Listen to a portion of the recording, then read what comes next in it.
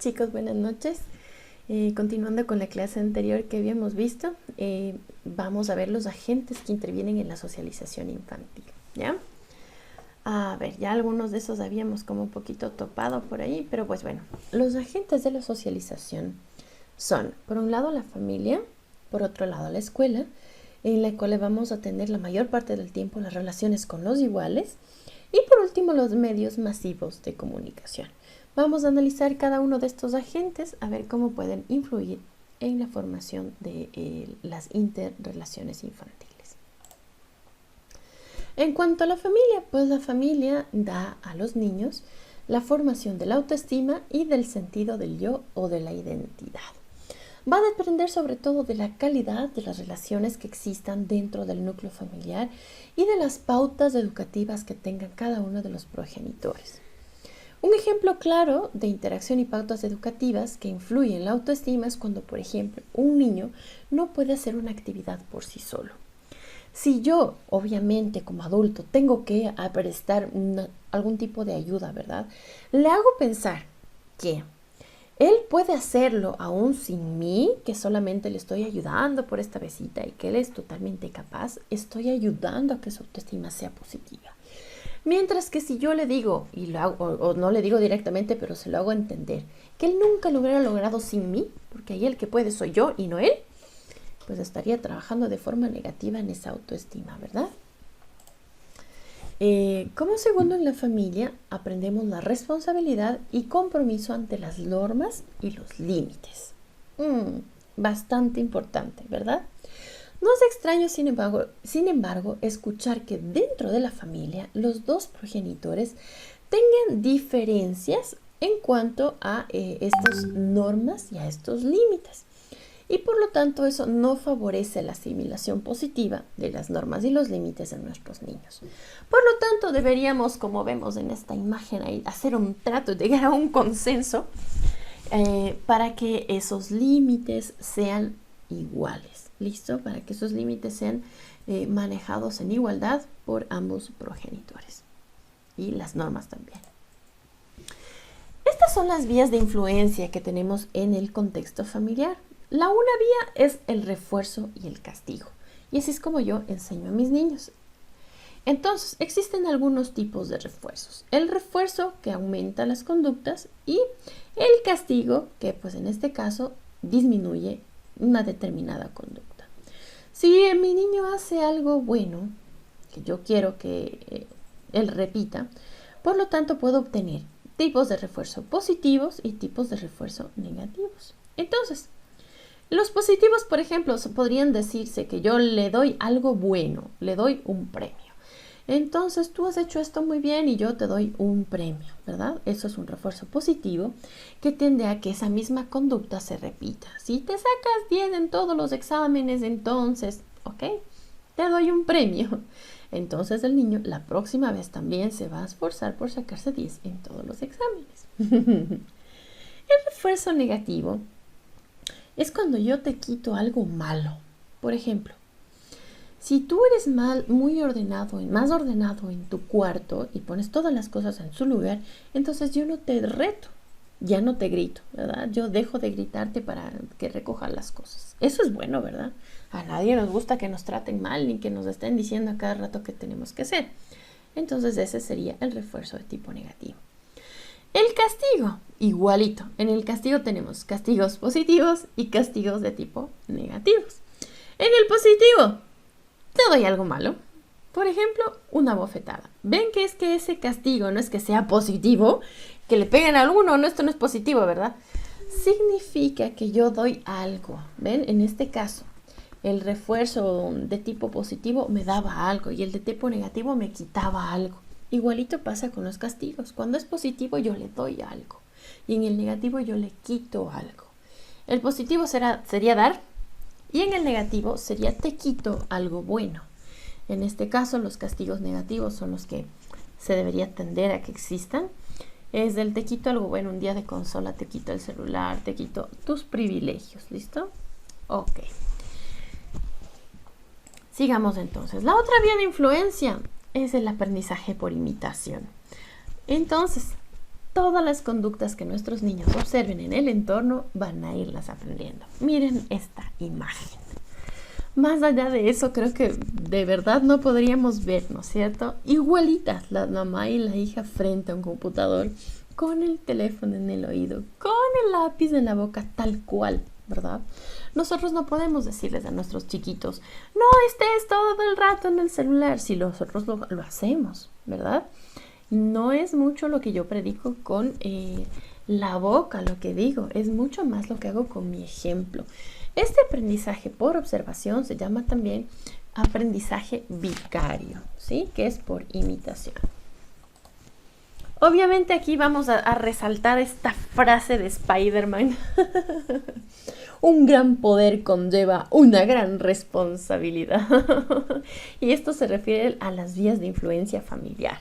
Más que nada, bueno, pues las dos vías de influencia familiar, tanto el refuerzo-castigo como el aprendizaje por imitación, son un gran poder que la vida, llámenlo como lo quieran llamar, ha puesto sobre los padres, ¿sí? Entonces es muy importante que nosotros podamos llegar a ellos, concientizar con esta cosita de aquí de que un gran poder conlleva una gran responsabilidad. Hay algunas reglas de tipo generales. Todo lo que se quiera para poder formar a nuestros niños en cuanto a socialización. Todo lo que se quiera que el menor haga, que el menor, perdón, no haga, no se debe hacer en casa. Los padres no deben hacerlo. Por ejemplo, si yo no quiero que mi niño pegue, pues en casa eso no debe pasar. Si yo no quiero que él insulte, pues en casa eso no debe pasar. Si yo no quiero que él diga malas palabras, es una regla básica. Debo ser consciente que todos nuestros actos, verbalizaciones, incluso actuaciones, son pautas que vamos a ir transmitiendo a nuestros niños. Y aunque aún sin querer, ¿verdad? Entonces es muy importante que podamos concientizar de esto a los padres de familia. La otra es que ellos deben tender a ser, en este caso nosotros, los que tenemos ya hijitos, tender a ser un buen modelo de referencia para nuestros hijos. Si bien esto no es totalmente exitoso a veces porque no somos perfectos, ¿verdad? Cometemos muchos errores. En el momento en el que se cometa ese error, debemos tender a una actitud constructiva y positiva, al hecho de que yo también estoy aprendiendo y que nuestro hijo sepa que a pesar de que somos sus padres, también cometemos errores, los reconocemos y los inventamos, ¿sí? Las experiencias vividas en el entorno familiar influyen en la creación de todos los esquemas cognitivos que compondrán la identidad de nuestro niño, sus características comportamentales y emocionales, además también de sus valores. Otra de estos agentes que intervienen en la socialización infantil es la escuela y la relación con los pares, con los niños de la misma edad. Y vamos a ver lo que pasa en la escuela. Primero, en la escuela vamos a tener algunas cosas que en casa tal vez no existen. Vamos a tener unas reglas de interacción. Por ejemplo, esto de los turnos comunicacionales se aprende sobre todo en la escuela. Eso de que yo tenga que alzar la manito cuando quiero hablar, ¿sí? Porque pues estamos hablando todos a la vez, no se nos entiende. ¿Qué tal si hablamos ahorita todos ustedes y yo y todo el mundo encima, ¿verdad? Entonces existen muchas más reglas de interacción. Tenemos contextos de desarrollo, que es un contexto de la escuela de desarrollo con normas, con reglas, con métodos incluso de comunicación y procedimientos para transmitir la información. Otra cosa que se hace en la escuela y no se hace en la familia es la transmisión de conocimientos y valores de culturas, pero no en el contexto infantil, sino ya en el contexto escolar. En la casa existe solamente una cultura, ¿verdad? La cultura que tenga la familia de origen. Sin embargo, en la escuela existe una interrelación cultural bastante fuerte. Aquí en Ecuador, sobre todo, que tenemos mucha diversidad en cuanto a culturas, ¿verdad? Que en la misma aula podríamos tener un niño de etnia afro, otro indígena, otro mestizo, ¿verdad? Entonces, eso es lo que le hace diferente. Y por último, hacemos esta socialización por medio del contacto con los pares o los niños de la misma edad. En la escuela hacemos referencia de objetos, fenómenos y atributos, situándolos, como les decía yo, fuera del contexto infantil al que ellos están acostumbrados, por así decirlo, porque pues están acostumbrados al contexto familiar, ¿verdad? Aquí lo hacemos fuera de ese contexto. En la familia, en cambio, se transmite el conocimiento común, el saber organizado, producto del desarrollo cultural propio de cada una de las familias. ¿Qué pasa en esto de la relación con los iguales? Decíamos los pares, los iguales, los niños de la misma edad, son también agentes que intervienen en la socialización infantil. En este caso, ¿qué pasa con esto? Los niños que tienen relaciones positivas con sus compañeros, positivas con sus madres, son más hábiles para interactuar con sus compañeros. Y aquí, por eso quería llegar hasta este punto. ¿Se acuerdan que ustedes estuvieron mirando acerca de los tipos de apego?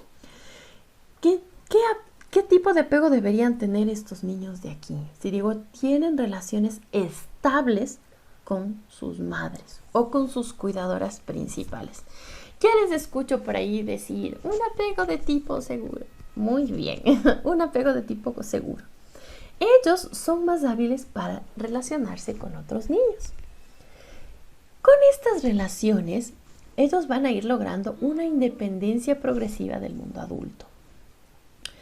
El juego social, el juego va a ir transformándose de a poquito. Para llegar a ser un juego social, debe ir primero de lo individual a lo grupal. No es que de una ellos van a estar jugando en grupo, ¿verdad? De a poquito. Esto va de lo individual a lo grupal. Entonces, primero, ellos estarán jugando en el mismo lugar, en un mismo sitio, pero van a tener un juego en paralelo, que significa que estarán jugando en el mismo sitio, pero no al mismo juego. Juntos, pero no revueltos. Jugarán en el mismo espacio de juego, sin embargo, cada uno estará inmiscuido en su propio juego. Y el uno estará jugando a la casita y el otro estará jugando a los bomberos y el otro estará jugando a cualquier otra cosa, ¿listo? E incluso puede que en este juego en paralelo a los 3 años de edad cuando se da, ustedes miren que entre ellos incluso interactúan, se preguntan cosas y se dicen cosas. Sin embargo, eso no quiere decir que estén jugando ya en grupo, ¿sí? Esto va a ir moldeando el temperamento de las características de nuestros niños y pues irá moldeando algunas cosas de su temperamento. En este caso, ya en la escuelita tenemos nuestro primer amigo y nuestro primer compañero de juegos. Y pues experimentaremos este conflicto de aquí, el popularidad versus el rechazo.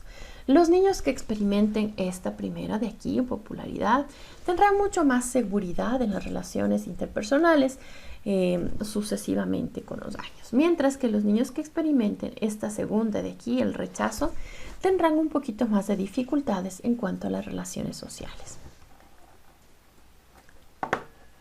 Sigamos, a ver si esto me permite. Ya.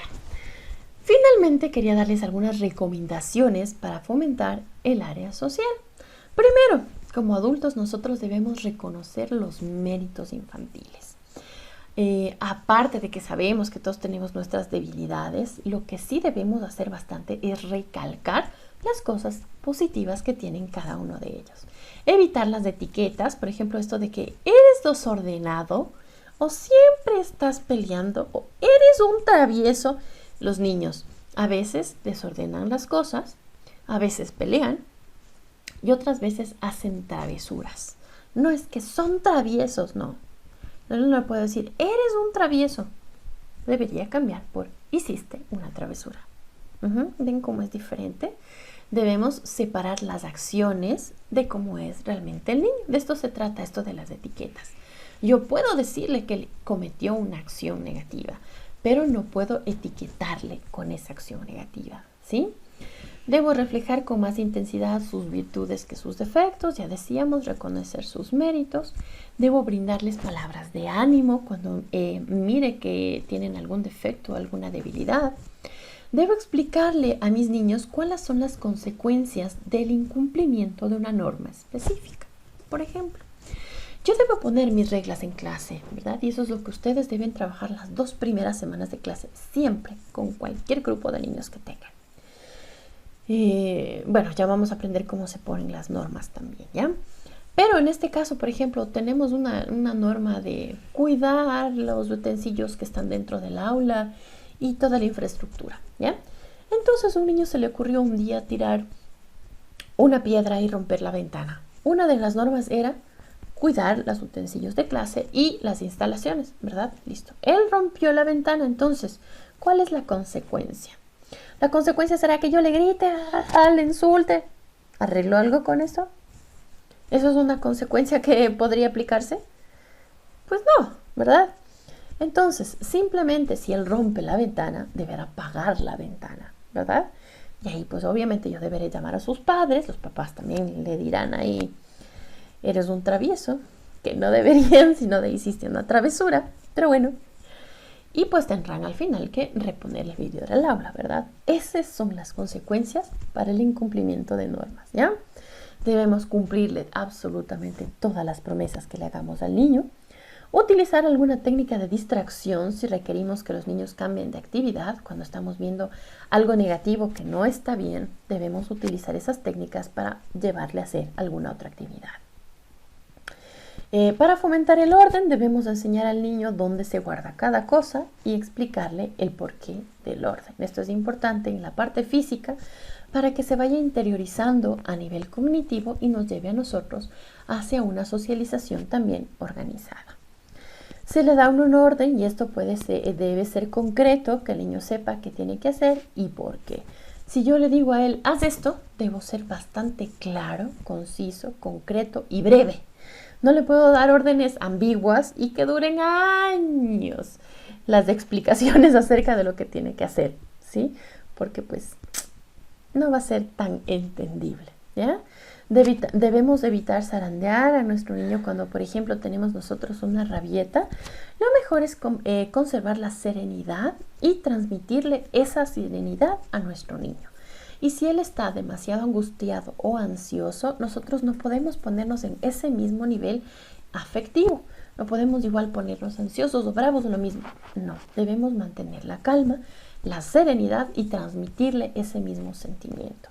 La mayor parte de berrinches y de rabietas son una expresión de frustración. Yo estoy frustrado, hice algo mal, algo no me salió, algo no me gusta o algo que quiero no lo tengo.